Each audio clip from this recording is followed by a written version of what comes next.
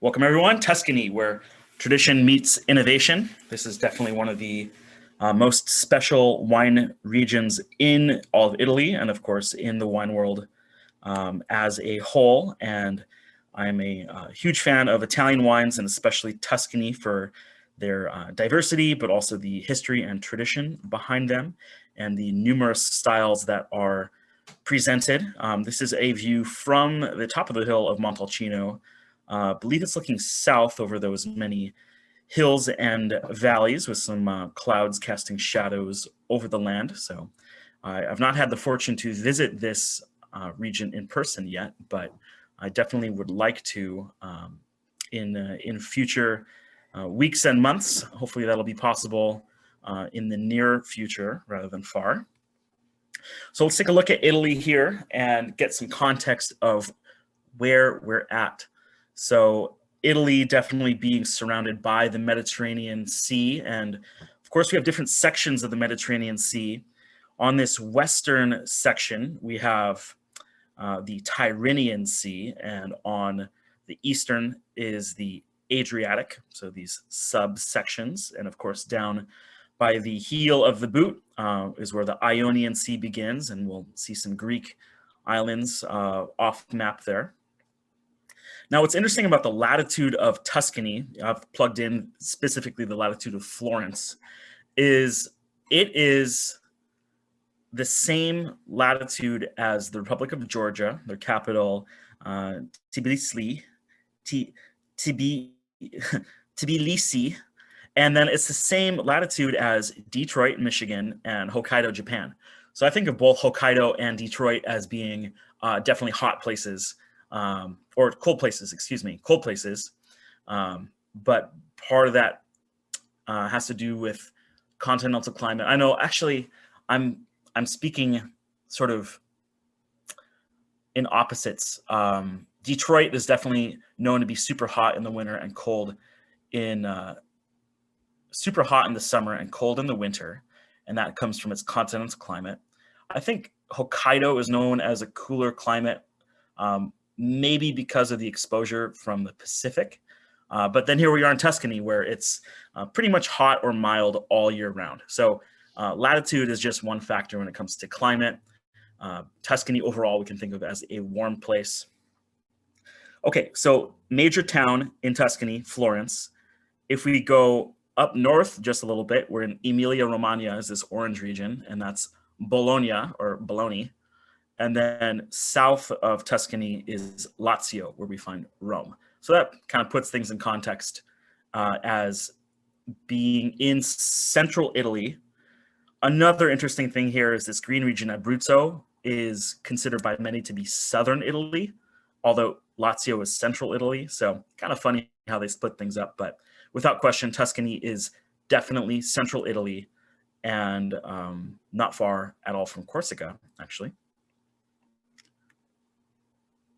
Here are the 10 provinces of Sicily. So now we're taking the region and splitting it up into some subsections and seeing a number of different famous provinces and ones that are less well known. Probably the most famous is Firenze, and that would be the Italian way of saying Florence, or Florence is the English way of saying Firenze. And I would also bring your attention to Livorno on the coast, and then Siena as being perhaps the most famous of the provinces in Tuscany. Maybe Pisa is also quite famous for the tower, not as much for ultra famous wines, but Firenze and Siena, definitely the top two. Now, looking at the climate of Tuscany is quite interesting, especially when we see a elevation map for reference. Now, these Apennine Mountains that cut through the majority of the Italian landmass are found in the northern section of Tuscany, and that high elevation also correlates with a cooler climate, as seen on the right, and a high level of precipitation, as seen on the left. In the central part of Tuscany, more of a moderated overall warm climate. And then as we get south into Grosseto, hotter climate, less precipitation. So kind of an inverse relationship here between heat and precipitation. That's not always true everywhere in the world. There will often be very hot places closer to the equator and tropical climates that are very, very high precipitation and very, very high temperature. In this case, it is an inverse relationship where it's kind of the opposite, whereas temperature is higher, precipitation is lower. And I actually don't know this for a fact, but I'm guessing that there's some sort of a rain shadow effect going on where these Apennines are blocking precipitation. That's a possibility. I'm not an expert actually in climate and weather of the Mediterranean, but definitely overall a dry place.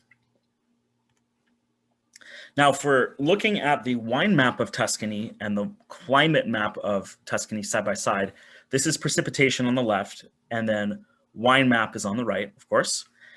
We are seeing that there are not that many wine regions in the north where it's super duper wet, and we're not seeing a lot in this red area where it's super hot and dry. These extremes are thus avoided. And in these central, moderated, overall warm, but not extreme areas of Tuscany is where we see the famous regions. And if you track the parallel here, Chianti Classico in essentially the center of the region near Siena, and flanked by Montalcino and Montepulciano to the south and southeast. And then some very famous coastal regions as well, such as Bulgari and Maremma. One interesting thing to note is this island here, Elba, and there are some interesting wines of note on Elba. So let's take a zoomed in look to some of these famous wine regions. Now we're taking a subset of the provinces that we looked at earlier from that big list, and I've put in one or two key wine regions from each province. So we'll start in the northeast here, Massa e Carrara, and it's Colli di Luni DOC. And in this list, I've underlined DOC regions. So they have a formatting that's underlined, and if it's bold, it's DOCG. And I'll explain the difference between the two here in a moment. But Colli di Luni, DOC, I've never had a wine from there, never seen one. It's more than likely consumed locally and doesn't get a whole lot of export traction. But that's shared with Liguria, and Liguria is the next wine region over. If we're looking right here, Liguria is this coastal area in the North Tyrrhenian Sea next to France, and is where we find Cinque Terre, if you're familiar with that hot spot. Okay, next is the province of Lucca, and we see Colline Lucchesi is near the town of Lucca. So the hills of Lucca, basically. Also a region I've never seen. And then a few more regions that have a higher fame level. In Pistoia is a sub-region of Chianti called Chianti Montalbano. Just to the east of that is the province of Prato, and we see the DOCG region of Carmignano. And then in Firenze, which is between Florence and Siena, we're seeing Chianti Classico and Chianti Rufina. Now, we're not going to spend too much time on Chianti, but I'll briefly describe that. Chianti has been around for a long time, and there are a bunch of different little subsections of Chianti. And the most famous is Chianti Classico, which is this little bullseye here. And then there's all these other Chianti that are on the outer circumference that are good, but not as concentrated or interesting, although Chianti Rufina, spelled here with 2 F's and spelled other ways with 1 F and an accented U. Chianti Classico and Chianti Rufina are what you would want to experience first. And then if you're really interested, maybe branch out to Chianti Montalbano or Montespertoli or Colli Senesi, some of these minor Chianti regions. Then in Pisa, we have Chianti Colline Pisane, again, a minor Chianti region that probably doesn't leave Italy for the most part. And that overall are the sort of northern Tuscan areas. Next, we're going into more the southern section of Tuscany. Here in the east, in the Arezzo province, we have this DOC called Cortona, which we will experience in the glass today. Followed by, on the opposite side of the region, Livorno, and this is all along the coast here, including Elba, where we find Elba Aleatico Passito is a sweet wine dessert region, which is cool.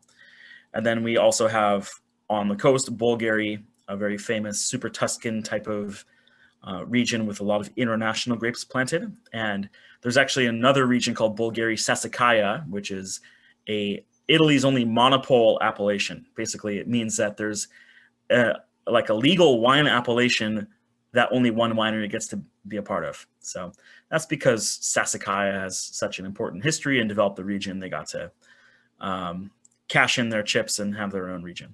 So here in Siena, south of Chianti, which is here, we see Brunello di Montalcino and Vino Nobile di Montepulciano, and essentially Italy's most famous areas for Sangiovese.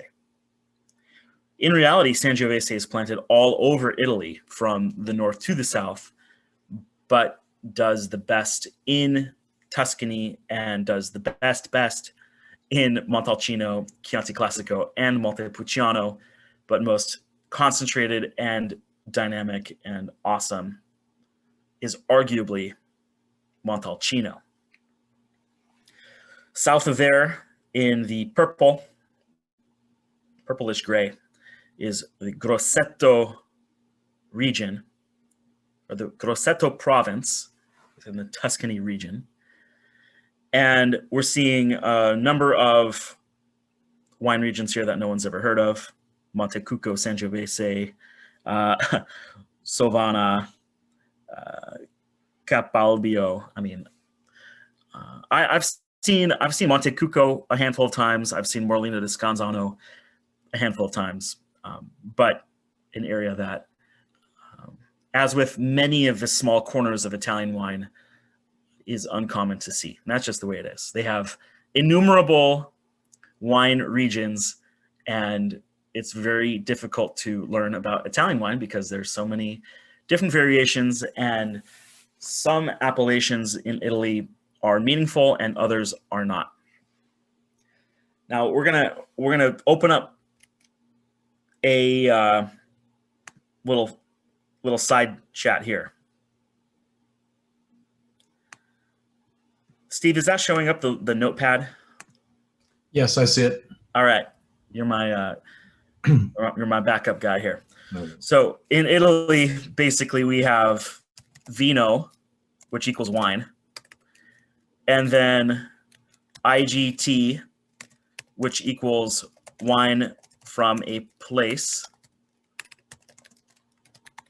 So that's just wine on a map. Then we have DOC and DOCG. And that means it's from a place and it follows a style rule book. Okay, so I'm probably going to misspell this, but IGT stands for Indicazione Geografica Tipica, which means basically an indication of geography that is typical, a typical geographic indication.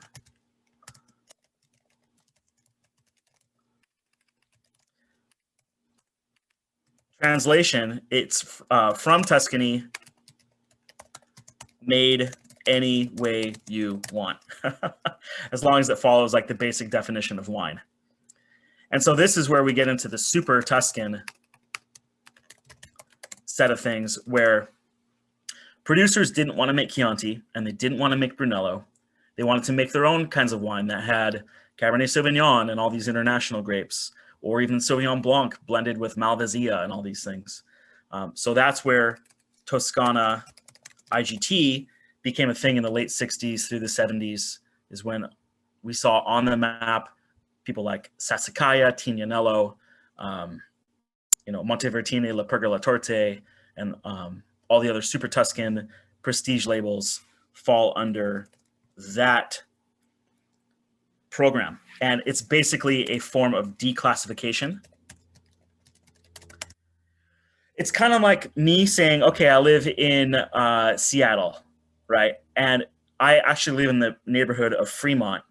But, if I want to just say I'm from Seattle, I'll just, or if I don't want to like brag about my neighborhood, I'll be like, oh, I'm from Seattle. Or if I don't want to say I'm from Seattle, I can be like, oh, I'm from King County or the Puget Sound region or Western Washington or Washington State, or I'm from America, whatever.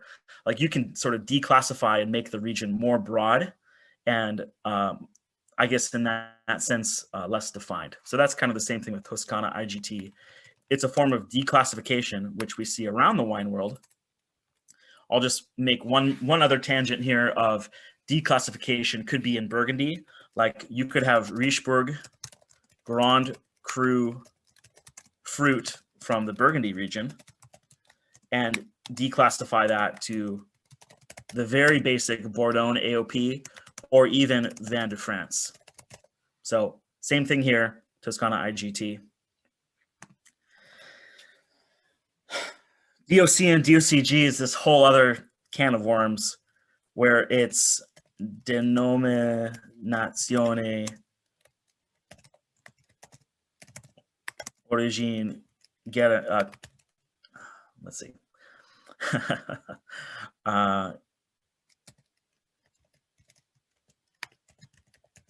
Classificado, something like that. So it's a garantita. Okay, it says right here on the Poderina bottle, denominazione di origine controllata e garantita. I'm doing a little bit of improv here, so just bear with me. So basically this means it is a denomination of origin controlled and guaranteed. And this E garantita is what you see with DOCG. And that's what we get on like Brunello and Barolo and Amarone, is the E garantita. It's some sort of Italian concept that DOC, it's going to be good, but DOCG, we guarantee the quality. It's become a little bit hard to reckon though, because we have now, over 50, close to 100 DOCG regions, and a lot of them no one has ever seen. The very first DOCG region in Italy was Albana di Romagna, which is a white wine from Emilia-Romagna that doesn't taste that good. And that got the first DOCG rating. So this system, I think, is well-intentioned, but it can easily be the victim of over-enthusiasm where everyone gets a blue ribbon and it may or may not be deserved. And the same thing with DOCG or DOC, there are way too many DOC regions where basically anywhere that has a vine in Italy, someone said, oh, let's put a DOC here. And a lot of the rules are very vague and undefined. So when you see DOC or DOCG on the label, you can assume, okay, there's something behind this, but you can also assume, well, unless you really know the region like Barolo or Barbaresco or, Amarone del Valpolicella, like those are very famous. There are plenty of good IGT wines as well. And so here we go, declassified Toscana IGT. The other main IGT to know in Italy, in my opinion, is Terra Siciliane IGT.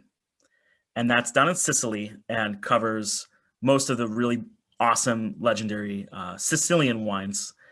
There are some that label Etna, there's some that label Marsala, but the coolest hipster wines are all labeled Terra Siciliane IGT.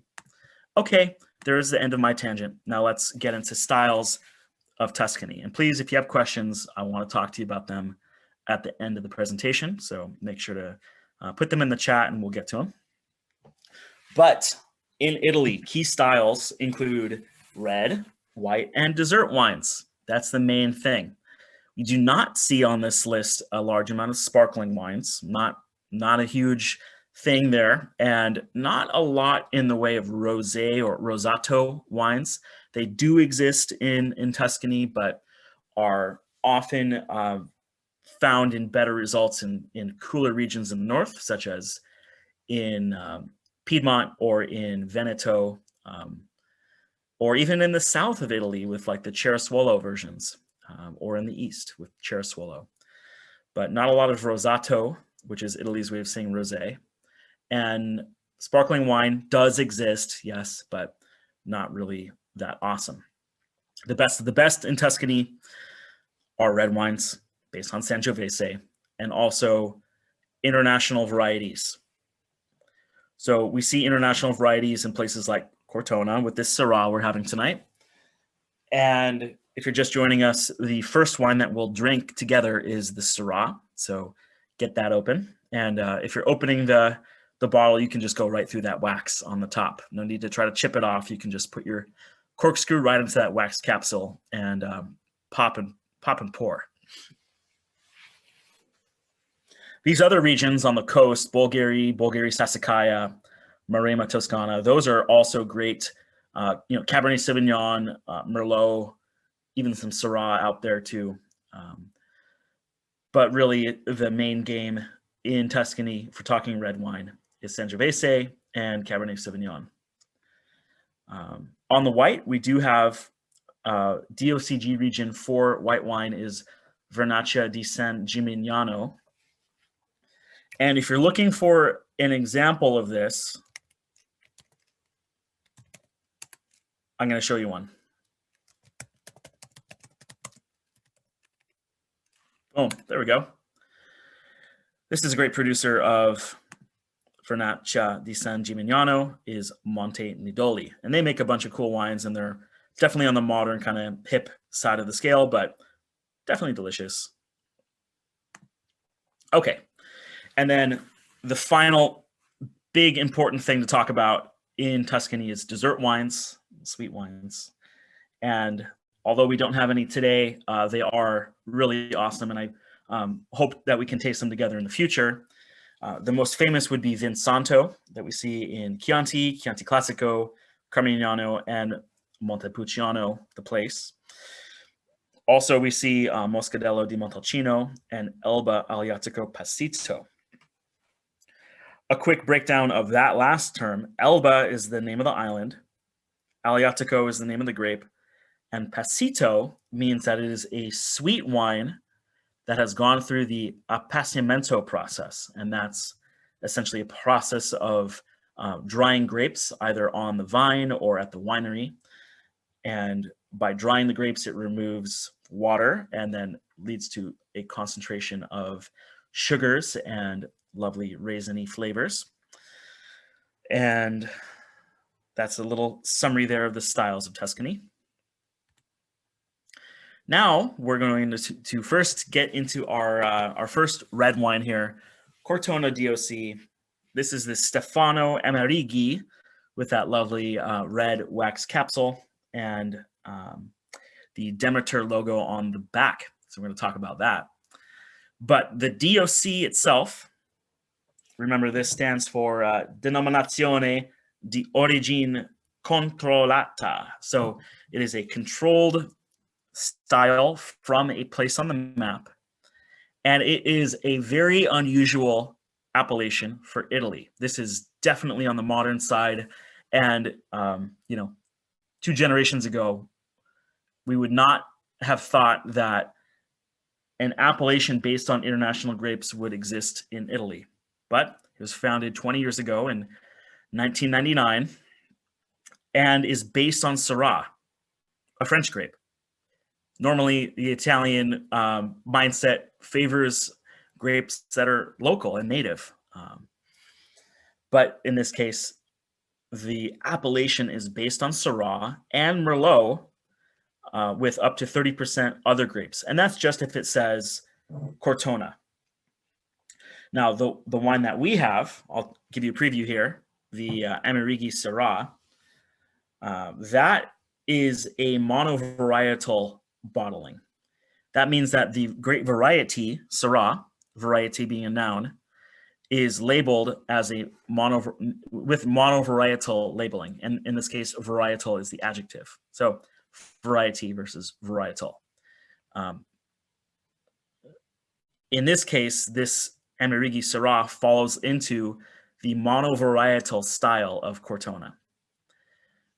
Other possibilities could be wines labeled as Cortona Cabernet Sauvignon, Cortona Merlot, Sangiovese, and then on the white wine side of things, Chardonnay, Grechetto, and Sauvignon. And if you ever see that word Sauvignon on its own, in the context of Italian wine, that means usually Sauvignon Blanc, although things get confusing because the grape Sauvignon Gris is also grown to some extent in parts of Italy. But just for the sake of simplicity, you can think of Sauvignon as Cabernet Sauvignon.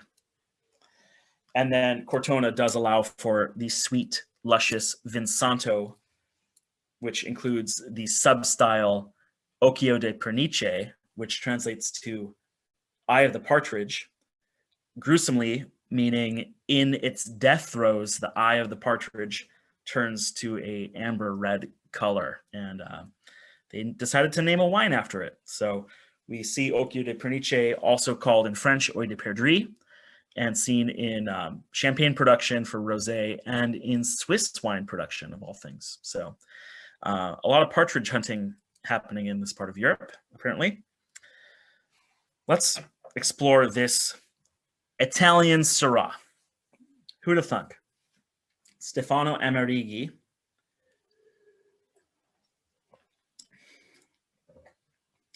Now, in the glass, I have my two glasses side by side. And immediately looking through the light of my computer monitor at these two glasses, one definitely looks like Syrah and the other looks like Sangiovese. And for us sommeliers, when we are talking about wine and describing it in a blind tasting context, it's actually very important to look at the color of a wine because it can tell us a lot.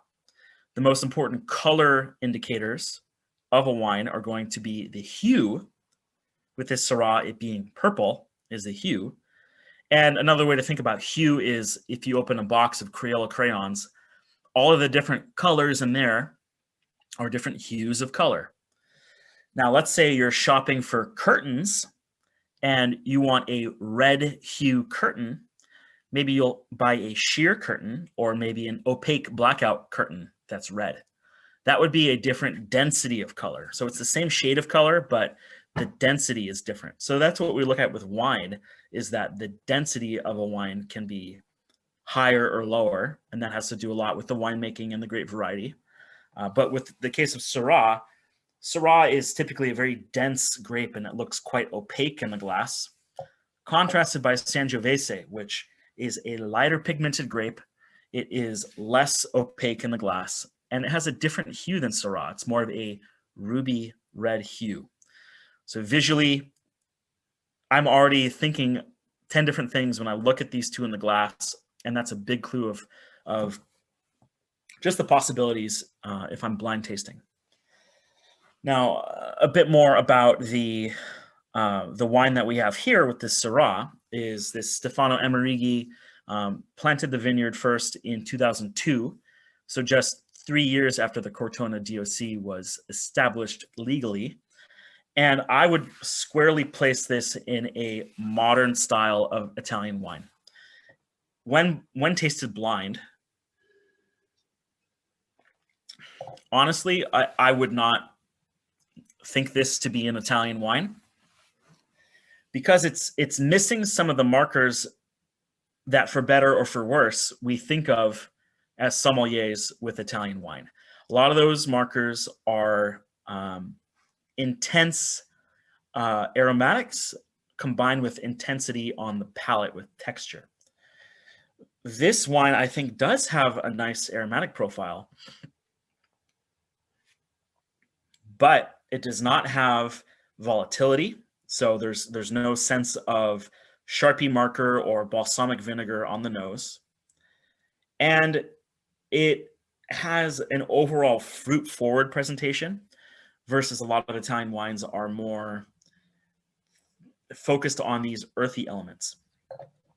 Now, I would not call this a New World wine either, because combined with that fruity foundation, there is this kind of inorganic, almost, I wouldn't say metallic, but rocky edge, like when you bang two rocks together for some reason, like you're like building a fort and you're banging rocks. It kind of has that smell, and that I think comes from the winemaking, which limits oxygen and preserves reduced sulfur compounds as a technical side. But we smell this, and it has there's a sharpness to it, a fruitiness at the same time. The fruits are tart, which we don't necessarily think of with Italian wine. We think of more ripe fruits usually, or sour fruits. I don't know. This is a little bit of a curiosity, but it smells really good, which I like, and it smells like Syrah too. Now, Syrah typically has a lot of savory aromas. We're thinking rosemary and maybe jerky and dark berry fruits. So it definitely has that. And on the palate, there's a breadth of texture, which we see with Syrah from around the world.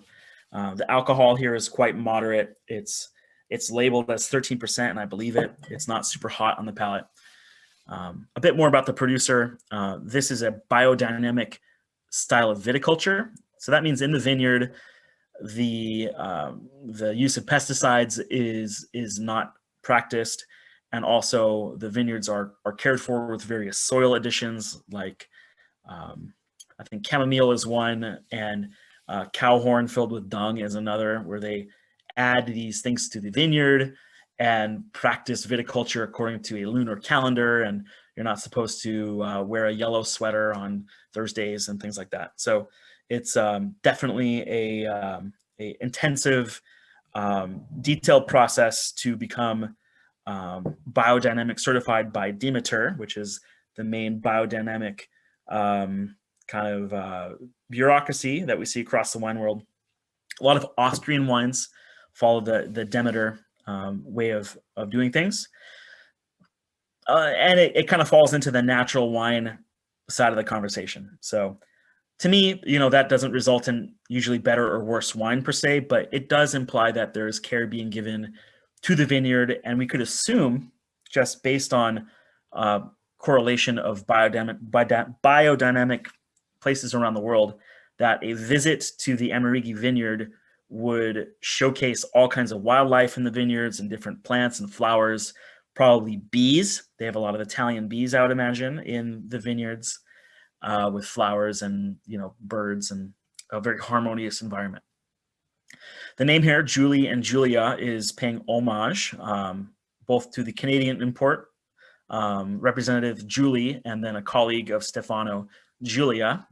So maybe this would also suggest a certain feminine quality to the wine, which, power of suggestion would lead us to agree. But there's a liveliness here, kind of delicate. Fruits are tart and very finely textured. And this tastes like a wine that was aged in a non-oak container. And we get this taste profile with wines that have a bit of an angular edge to them, and the whole like licking rock thing that some sommeliers talk about, like, oh, let's taste the minerality. Well, I don't think it comes as much from the soil of the wine as the container the wine was aged in. And this kind of tastes like a wine that was aged in a concrete tank, maybe with some stainless steel or like a glass or enamel lined tank, what we call basically a neutral container.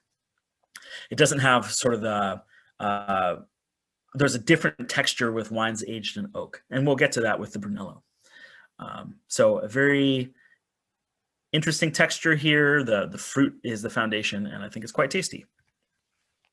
Here's some other notes on Syrah and illustration of ampelography. Known for being herbaceous with these dark fruits. Comes from the northern Rhone, but is famous around the world, including my home state of Washington. And a little plug here, our theme for March, we'll do a seminar on Washington wine. So get yourselves ready for that.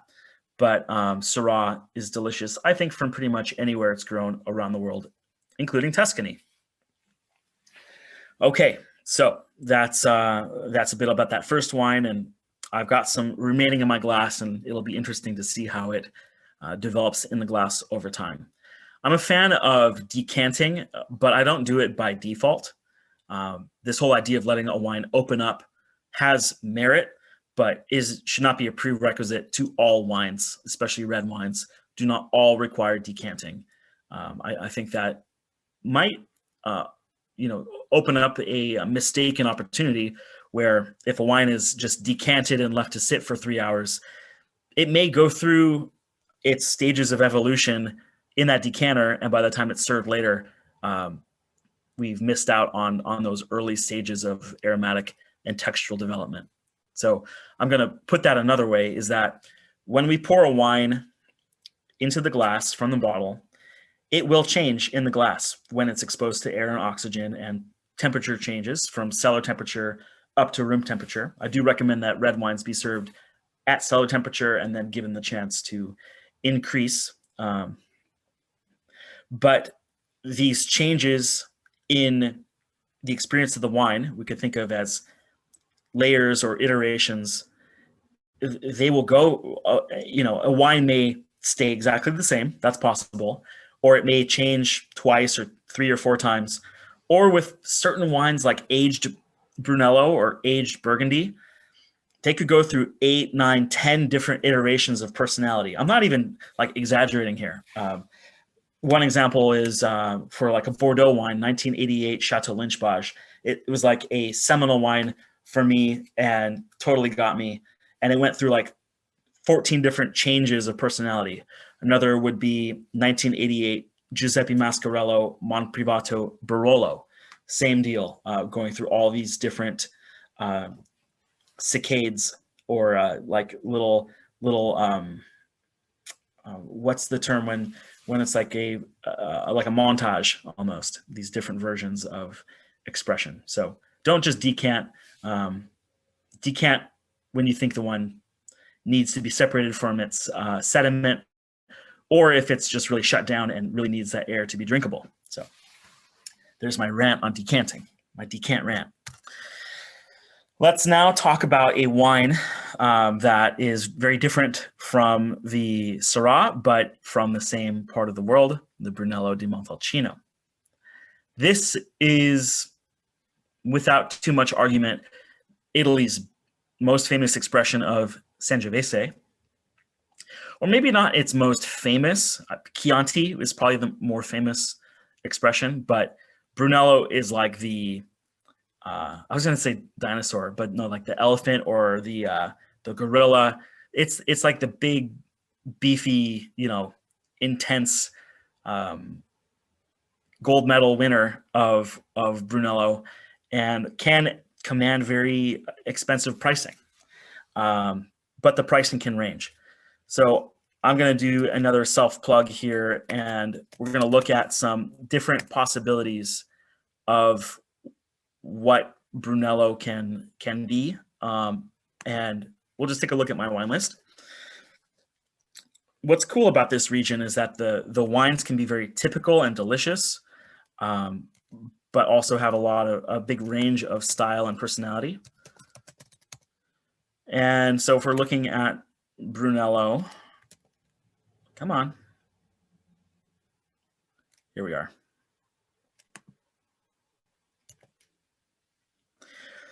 So this is my Brunello list, and that green one is, the green ones are just new additions I haven't added pricing to yet. But we're seeing that there's a range here of $55 up to $520 for a single bottle of wine, and many different levels in between. And the reason of that could be for one or another. It could be the rarity of the wine. It could be the cachet of the producer. It could be the vintage itself. And for one region to have such a wide variety under a single appellation is pretty cool. We do see a higher price point for the Reserva wines because they require so much more time in the winery and are often from a handful of vintages per decade. So it's assumed that the fruit has a higher concentration. But I would say that anywhere between $50 and $75 or $100 is typical for what we say normale Brunello. So Brunello di Montalcino normale, and Reserva usually goes between $150 and $500 per bottle. So we can talk about producer variation another time. But if we're looking at these two styles of Brunello normale versus Brunello Reserva, the difference that you should take away here is that normale is aged for 5 years and Reserva is aged for 6 years. They have a more detailed way of defining that aging, that the Brunello normale is not released until January 1st of the 5th year following the harvest. So put in simple terms, the fruit that was picked in 2016 became wine and is just now being released in 2021. So that means the 2016s are just hitting the market. Let's say our most recent vintage of 2020, that will be released in 2025. So really, it's a pretty significant amount of aging and care at the winery that these have to go through, which has partly to do with the price. There's a lot of work involved. And then the Reservas are 6 years. From the same area on the map, we see Rosso di Montalcino, which are Sangiovese wines that have a lower aging requirement. There's Moscadello di Montalcino, so sweet muscat wines, and then a catch-all appellation DOC called Sant'Antimo, which is for all different kinds of wine. And if someone is planting some random white variety in this area that they want to make for fun, they'll probably label it either as Sant'Antimo or Toscana IGT, or just Vino. The province is in Siena, or that's the province within the Tuscan region, Toscana being the Italian version, Tuscany being the English. And this was Brunello di Montalcino was first established in 1966 as one of the first DOCs. It was upgraded when DOCG came out in 1980. And then the rules have continued to be refined and upgraded over the years, most recently updated in 2015. And it looks really pretty. Sangiovese as a grape grows in all kinds of different places, and we see it in limited examples in the New World, so outside of Europe. We do see it even here in Washington State in limited plantings, but really it does best with the most expression in Italy and, of course, Tuscany. It's known as being a high acid grape, so there's a tartness to the wines, and with aromatics of oregano and tomato leaf. The color is a light pigment, and the fruit profile is usually these red fruits like red cherry and strawberry. There are different synonyms for Sangiovese. We would think of Sangioveto as a Sangiovese term seen in Chianti. Montevertine is a producer who uses Sangioveto on the label. Brunello is the term for Sangiovese in Montalcino, and there's this whole talk about clones and biotypes of Sangiovese, and the Brunello clone being the best one. contrasted with Morellino, which is a lighter, kind of softer style that we see on the coast. Prunello Gentile, seen in the place called Montepulciano. And then Corsica, which is called Neoluccio. And some folks aren't quite sure if it's the exact same thing as Sangiovese or a very close relative. Basically, they're genetically the same, but being that Corsica is an island, maybe there are some slight differences in how it grows. But basically, Neoluccio is a synonym of Sangiovese as well. Now, if we're looking at the wine in the glass, here we are. I'm looking through the wine using the light of my computer monitor, and it has a very typical appearance of Sangiovese. It's this pale ruby red color with a touch of garnet. And garnet being like a burnt orange is a good way of describing that. And a lot of that garnet comes from the fact that it's been aged and oxygen has impacted the color to add that orange hue. Usually a brand new Sangiovese, like a Rosso di Montalcino, is going to have more of like a pure ruby color without that orangey tint. But we can assume that there's some aging happening. Now, in my glass, I don't see any sediment. Now, this is a brand new release of Brunello. So it could be that, I don't honestly know if many new released Brunellos are going to have sediment or not. It depends on how long they're aged in the bottle. Older aged Brunello will often have some sediment, but Sangiovese doesn't usually throw a ton of sediment. It can. Don't get me wrong, it can. But unlike a aged Bordeaux or aged Sassicaia, based on Cabernet Sauvignon, that can throw a lot of sediment. Brunello typically does not. The ownership company of La Poderina is Tenute del Cerro, and they have different properties around Tuscany and Umbria, and they make olive oil too, which I would love to try. Now, I tried to translate La Poderina, and I didn't find an exact definition for that, but podere in Italian means farm. So I was curious if Poderina meant little farm or farmhouse, something like that. But I think there is probably a connection there. The locale within Montalcino is Castelnuovo dell'Abate,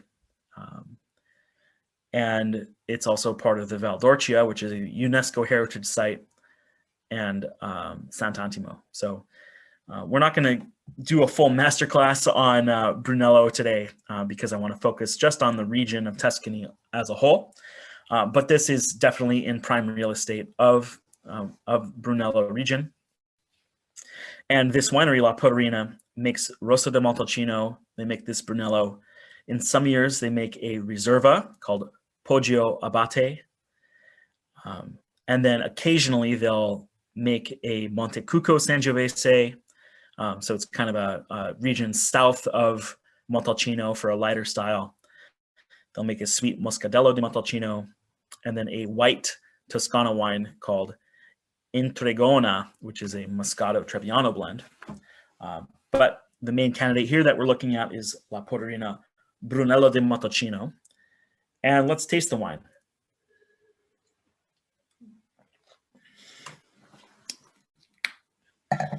Now, to me, this has a very Italian personality. It's in a very typical profile that we would expect from the region. I'll just go out and say it, the wine is sour, and I like that. But this is not like your soft, fruity porch wine. This is dinner wine. So if you're here on the presentation and tasting this and you find it to be a wine that is intense, I would agree with you. I would also suggest that this is a new release wine that has a long aging potential ahead of it, and we're not necessarily seeing it showing its final maturity. The wine is ready to drink right now, and I think would be delicious with a dinner, perhaps a pepperoni pizza, if I'm being honest, or I'm not an expert in Tuscan cuisine, but maybe a pasta with a bolognese sauce could be fun.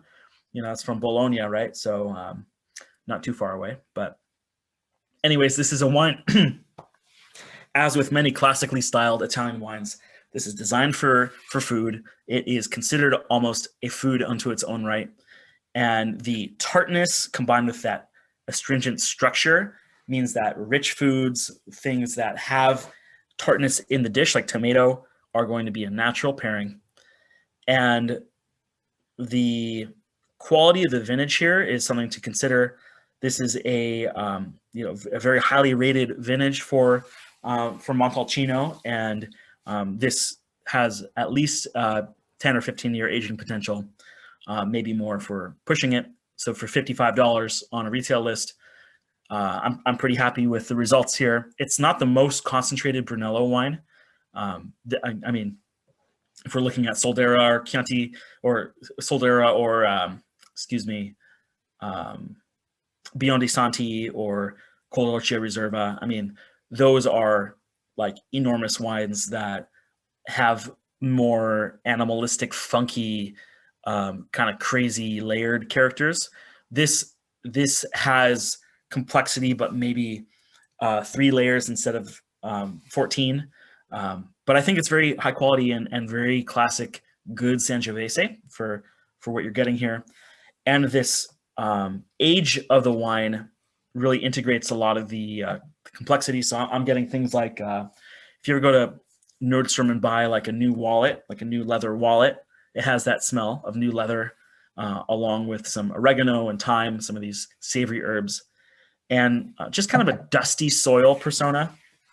Who knows if that comes from which way, but it definitely has some earth quality to it, more of an organic earth quality compared to the Syrah, which is more inorganic.